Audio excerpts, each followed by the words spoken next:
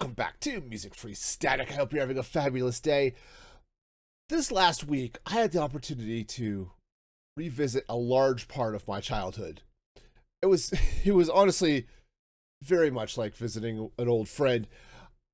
I pulled out my Commodore 64. Yeah, see, we're going through my all the stuff that we got from my dad's house. And we're working through it, selling the valuable stuff, donating or disposing of everything else. And we found two, in fact, Commodore 64s. And the C64 was a huge part of my childhood. Okay. It was, I think I said in Discord it was my first computer. Technically, I had a VIC-20 before that, but we very rapidly moved to the Commodore 64. Okay. And it was such a kick in the nostalgia. Okay. It was crazy. So let's get into some of the fun stuff. And really, I'm going to be looking back at some of the games that I played on there that I don't know, changed my life, but helped shape kind of what I was doing. Who knows? But I mean, first, the Commodore 64, I think, might have been the first computer I ever did any programming on. Not that I did any programming on my own. I was like 4 or 6, something like that. And we were typing in little code snippets that were in the book, the user manual, right? And I had a guy doing jumping jacks or a little bird flapping its wings. Okay. We're not talking about high-end things. Oh, look, we just created an infinite loop that does this little animation. Yay! Yeah, no, nothing really silly. Well, no, it was all really silly. It's nothing really cool. Okay. But the reality is I spent years playing on this thing. Okay. And often, I played alone because that was mostly my life. Sometimes I was playing with my sister, and sometimes those times were the most memorable, right? So we had a game. It was Pit Stop 2.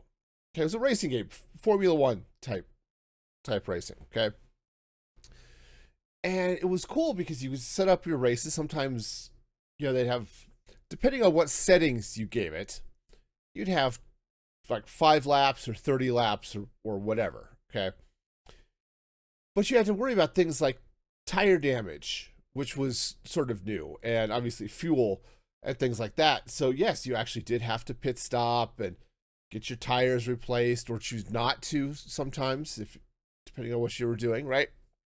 And there were like 6 tracks that went with the game, right? There's sort of a basic oval, I think, and then there was a bunch of other weird things. But there was one that was really twisty on the top end of the track. And for me and my sister, and because of the time it was the 80s, this was the danger zone. And we had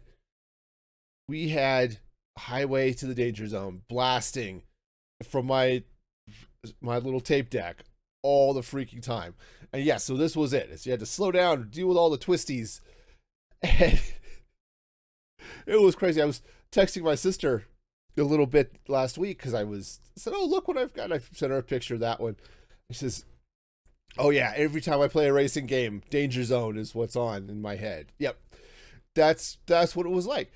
And it was great because we were able to play together. And I think I was still better than her at Pit Stop 2 because, again, I had more time to practice. It was my computer at my home, and she was only there every couple of weeks. So, that's how it goes.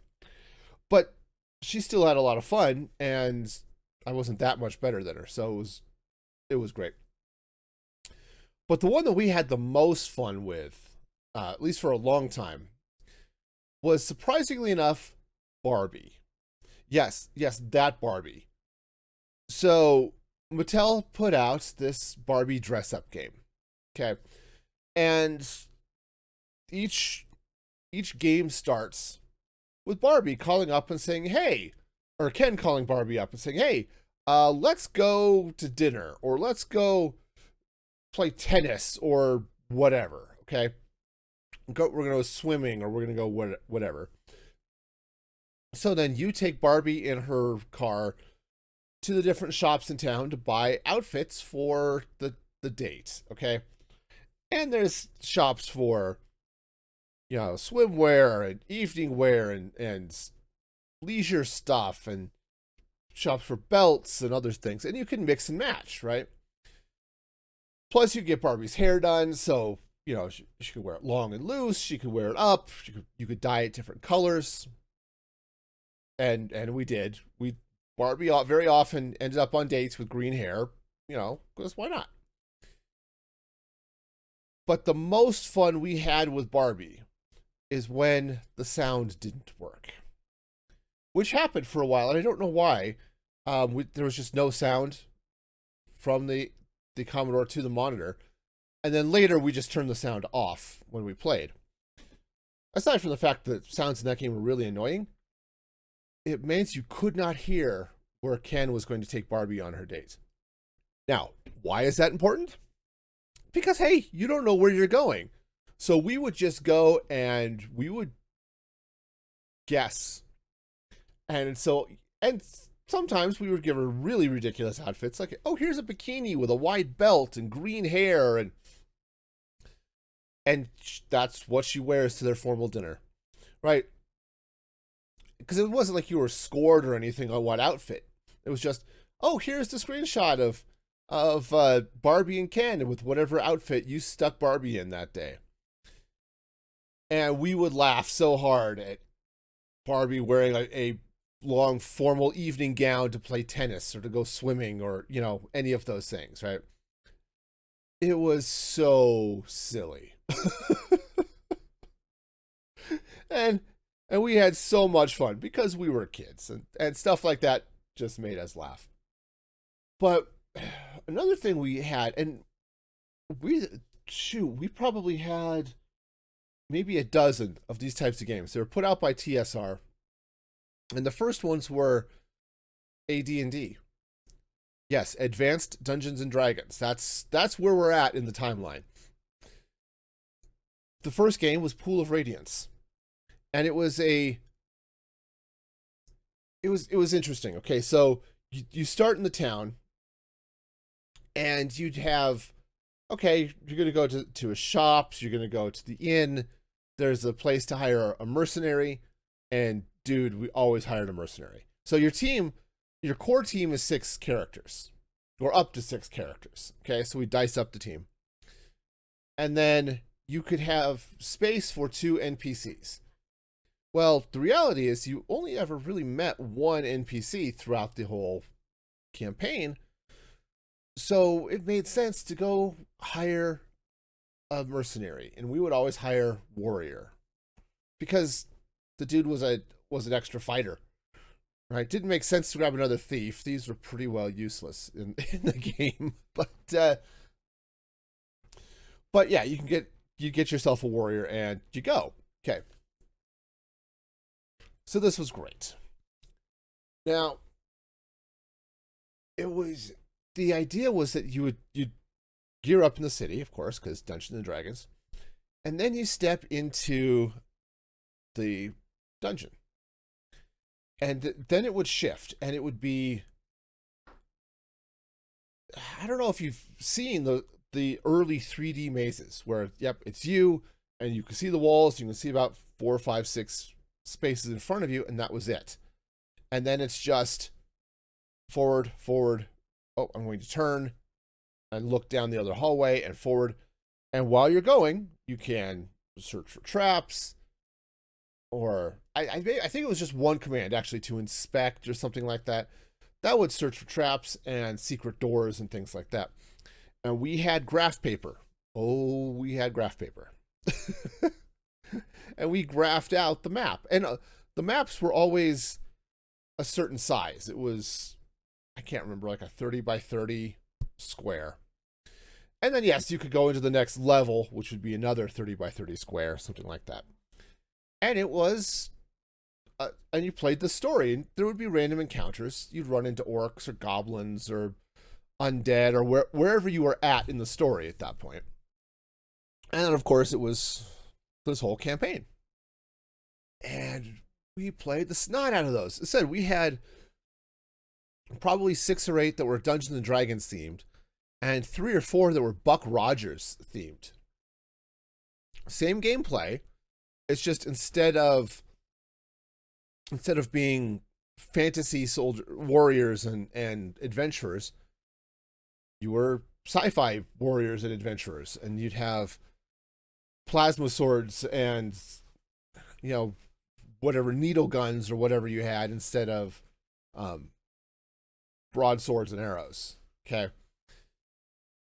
And dude, played so much of that. My dad, of course, was all over this as well, which is why we had as many of them as we did.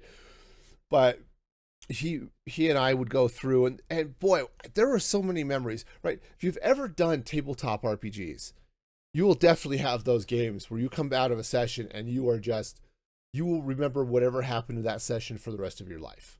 It was just that sort of memorable. I had one of those games, right? It was the starter dungeon in Pool of Radiance, I think. And I played it before. I think I'd beaten the game before.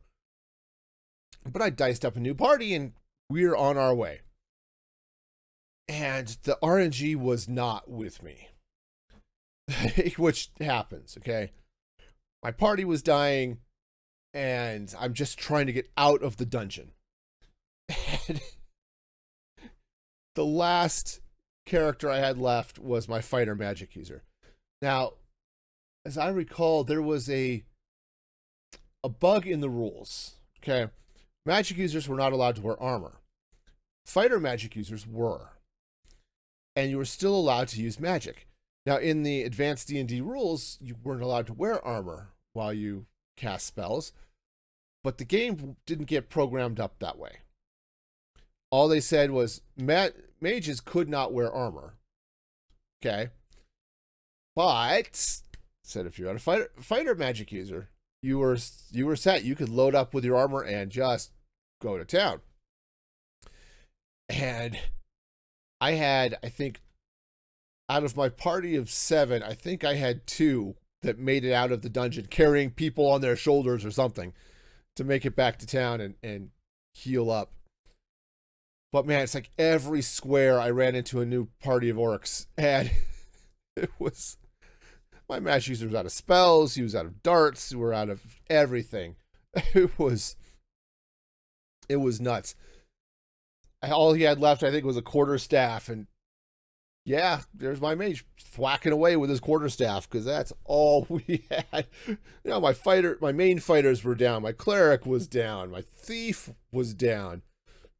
It was just, all right, this is where we are today. And yeah, I did manage to get out and resurrect my team, and then went in and mopped the floor with the orcs. It was, yeah, it was intense, but we had so many of those. And yeah, there were definitely, I spent hours with these, and it was so much fun. They were simple games by today's standards, but it was so much fun to play. And you know, I look back now at the games I like to play, and a lot of them are okay, not counting Minecraft, but I like playing those single player adventures. And I think that may have in fact been influenced by all of those AD&D games that I played back in the day. And of course, I had 18,000 NFL football games of some sort or other, okay? And of course, I was firing up a few of these because I was testing the Commodore. Does it still work? Does the disk drive still work? Are the disks still functional? The answer to that, all of that, was yes. The Commodore keys, one of the Commodores I had to really go at with some authority. You had to really push on the keys for it to register. The other one worked fine until at some point the D key stopped working. It was weird. And it's hard to start a game when you need to type load star, 8, 1, and your D key doesn't work. Okay, so anyway, NFL games. One of the earliest ones that I had was John Elway football, which was they couldn't program in the logic for all 11 players, so they gave you 9. Yeah, you were short 1 lineman and I think 1 running back or something like that. And the defense was short a lineman and a DB or something like that. And yeah, you had your quarterback. Yep, you could back up and you could run, you could do handoffs and things like that. But yes, you could throw it. You could look left, you could look center, you could look right, and you had your choice of throwing short, medium, and long. And that was about it. And yeah, it was fun for a while. I liked John Elway football. It was okay. And then we went on to a bunch of others. We had one that was 4th and inches. And I think this one was a mess. Okay. You'd set up your team and all this stuff, and you would pick your play, and then you would pick, if it was a pass play, which receiver were you throwing to before the play started? And that was it. You got to choose when you threw the ball, but there was no option to, oh, this receiver's covered, I'll throw to a different one. That's not how this works. and there are a few others. We went on, I think Monday Night Football. You were able to do that. You were able to set up playbooks and things like that. And I had a disc that had my playbooks on it so that you could save them, right? Because the games were on the floppies, and sometimes you had to change floppies in mid-game, but they had the write protect on them. And by write protect, I mean there was no notch in the floppy disk. This is how advanced write protection was. And it's funny, speaking of write protection, it was common practice in the Commodore world, if you had a game, to copy the game to another disk, right? And then play off the copies and then put the originals back in the box and keep them safe. Because floppy disks were kind of fragile, okay? All right, so awesome. We did the thing, and we played off a lot of those, and it was fun. But yeah, if you had a disc, you wanted to write on the other side, or if you wanted to write protect it, you just put a little tape over a notch.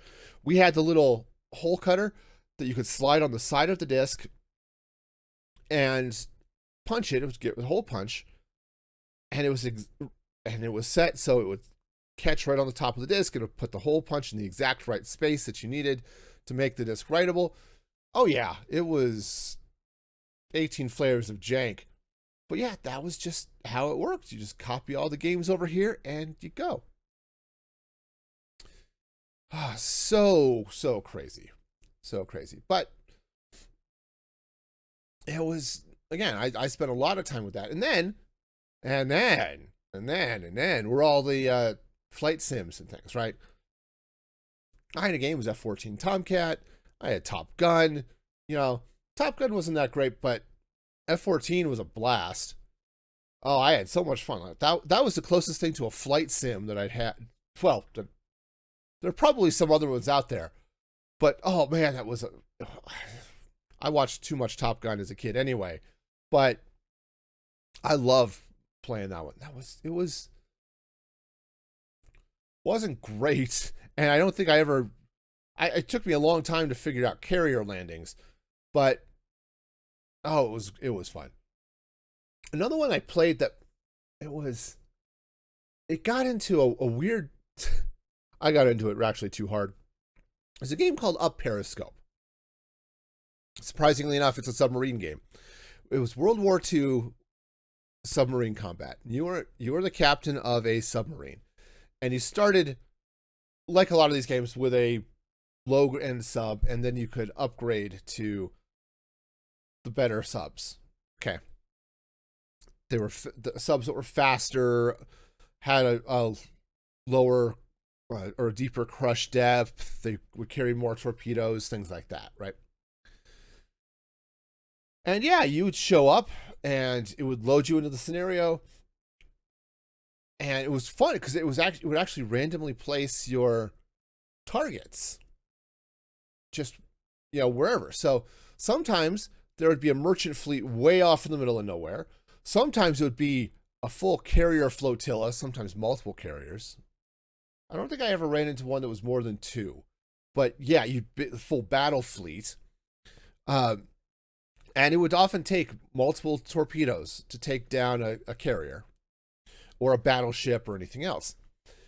But of course, if there were escort ships, if there were destroyers or something, yeah, they would try to find you.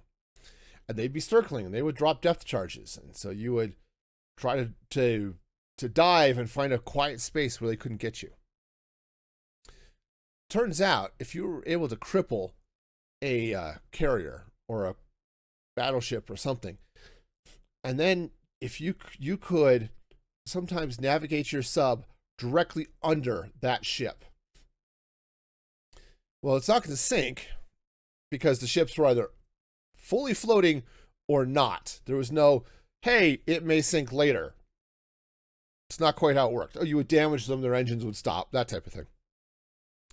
But if you could camp out underneath the carrier or something, then eventually the destroyers get bored and they leave. They assume you've left and now it's time for them to go. But what was fun is sometimes, one, you would set the direction of your torpedoes, okay? And whether you fired your forward torpedoes, your aft torpedoes, whatever, okay? And you say, okay, fire at 27 degrees, and the torpedo would launch and turn and go out 27 degrees. The number of times I sat down and was like, where am I? And I pulled out a protractor and put it up on the screen so I could figure out the angle to a ship that I had damaged but hadn't sunk. Oh yeah, I kept a protractor on my desk exactly for this reason, so that I could get up there and sink these ships. Man, it was crazy. It was crazy. So much fun. I played the heck out of that one too. So I played the heck out of a lot of computer games, which, again, this is the 80s. Computer games were not cool, all right? There wasn't this whole industry of people playing computer games on the internet for the amusement of others, right? Because remember, this predates streaming. Heck, this predates the public internet when it comes down to it. If you were lucky, you might have had dial-up, right? This was not where we were at, right? And video games lots of people played them. Nobody admitted to playing them, right? And if you played them as a kid and you let people know you played them as a kid, oh yeah, you got made fun of and mocked and all of that stuff, right? Oh, some of them you can get away with, okay? Because Nintendo was common enough. Okay, if you played Mario or if you played Sonic, and that was a whole holy war back in the day, it was Mario versus Sonic. But, or, Nintendo versus Sega, right? All that good stuff. If you played one of those games, all right, everyone was sort of, okay, that's sort of just okay, right? But if you branched beyond that, or played actual computer games and not on a console, dude, you were labeled a geek and a nerd, and you were outcast and shunned from society. Yeah, that's kind of where I was at. But when it came down to it, it really was like visiting an old friend, right? Spending time with an old friend, firing up the Commodore, seeing that blue command prompt, right? This blue screen with a flashing cursor. It's like, okay, now what? And yep, I remember load quotation mark asterisk quotation mark comma 8, sometimes comma 1, depending on the game. And when we did the copies, my dad put a sticker on the disc that says, okay, this is how you start the game, load star 8-1. Some of them were load star 8, and then you did the command run afterwards, right? It just depended on the game, but most of them started the same way, load star comma 8 comma 1, and the game would start. You'd get the fun grinding of the floppy drive as it whirred up and read the disc. Boy, the feels, the nostalgia hit me so hard firing this thing up. And, I think I had a bad cable. I think that's one thing that died when I was trying to set it up, because I had the Commodore monitor, okay? Just a CRT with with the video in, right? That was it. But it was crazy. I couldn't get that to work. I said I think I might have had a bad cable. So I dug out some cords, and the adapter I had for the Atari. Yes, my Atari original 2600. I've got a 7800 sitting on a shelf above me. But I plugged this in, and so I had my Commodore connected to my HD TV. Oh yeah, Barbie was huge, I'll tell you. Oh man, it was a little bit crazy, but sitting there pulling this stuff up and grabbing these joysticks, and we had a bunch of these because they used the same joystick as the Atari did. So we would mix and match, and the joysticks, of course, would fail, and we'd get more, and you could use them on both systems, and we did. And it was great. Firing all of that stuff up, and I was almost back in my house, my room as a kid, where I would sit at my desk with this wooden, maybe it was a dinner chair, a dining room table type chair, and sitting there, and I almost hear the radio station as I sit down and load into one of these games, man. And I said, you go back and play a lot of those games, and they're not great. Okay, I mean, they're very limited by the hardware of the time. And there are some games I've loaded up. It's like, oh, I remember playing this one. I remember why I didn't play this one very often, right? There was one like Impossible Mission 2 was just, it was crazy. Yes, you could do a jump and a flip, and it was always the same distance. I think that existed in part so you could jump over the robots or something that showed up in the game. But there was like no control. I had one I wanted to, so I was just reminiscing a little bit, and I was making sure everything worked. So I walked up the stairs, and all you do is just move left, and you would go up the stairs. Okay. But I wanted to just slightly drop off the stair onto a platform so I could jump onto this other thing.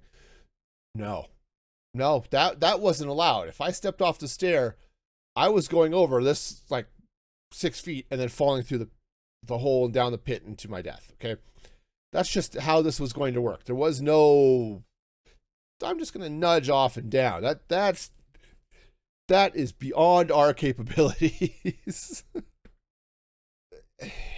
It was fun. It was so much fun looking at all of this stuff. And yeah, part of me is a little bit sad to pack it up and prep it for sale to somebody else. But on the other hand, I know I'm not going to play it, right? I mean, I've had the Atari. It said it's sitting right here. I just have to plug it into something. And I'm not going to. I know I'm not going to. And the Commodore, as much as I like it, as much fun as it is to have the possibility of playing it, right? To pull out Hardball, right? For those of you who've never seen Hardball, it was a baseball game. If you've watched The Princess Bride, this is the game that the kid, Fred Savage's character, is playing at the beginning of the game while he's homesick in bed. And yep, I recognize that pop fly off to the foul. It was looks like it's a pop foul that ends up between home and first base. Okay, that shows up a lot. And yep, and the character, the batter he's playing with, Alan. Oh yeah, he was he might have been the leadoff hitter, right? So you know, okay, they're just starting at the beginning of the game here. He was one of the better hitters, but you know, it's nice to have, right? But yeah, it was crazy playing all of those things. And you look at that and it's like, I actually had a lot of fun here. There was so much of my childhood that was tied up in that stuff. And, you know, I still play a lot of computer games today. Right? But the nostalgia when you fire up some of these old games, it just hits. And I don't know about you, but I totally feel it when I fire up some of these, or sometimes a certain song comes on the radio or something, because So I listened to the local top 40 station whenever I was playing, really, more often than not, if it wasn't a mixtape or something else. And so many of those songs, I hear them now, and I'm back in that chair at my Commodore or on my Nintendo, or even my early DOS and Windows machines. I can feel those games. I can feel where I was playing those games. And it's great looking back at some of the fun. No, I'm not going to go back and play them again.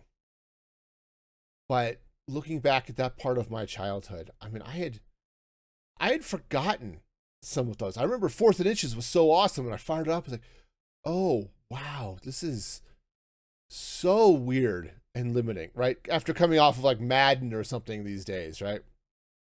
But it was great. It was great. It was fun to see them all again and bring back some of those memories. But the time has come to put it away and find somebody else who will love the system. So let me know what are those games for you? What are those games that you might have played growing up that just, yeah, they call out to you, said, yep, I spent so many hours in this game, right? Let me know. Drop a comment on YouTube or on Spotify. Let me know what you think. And until next time, be excellent to each other.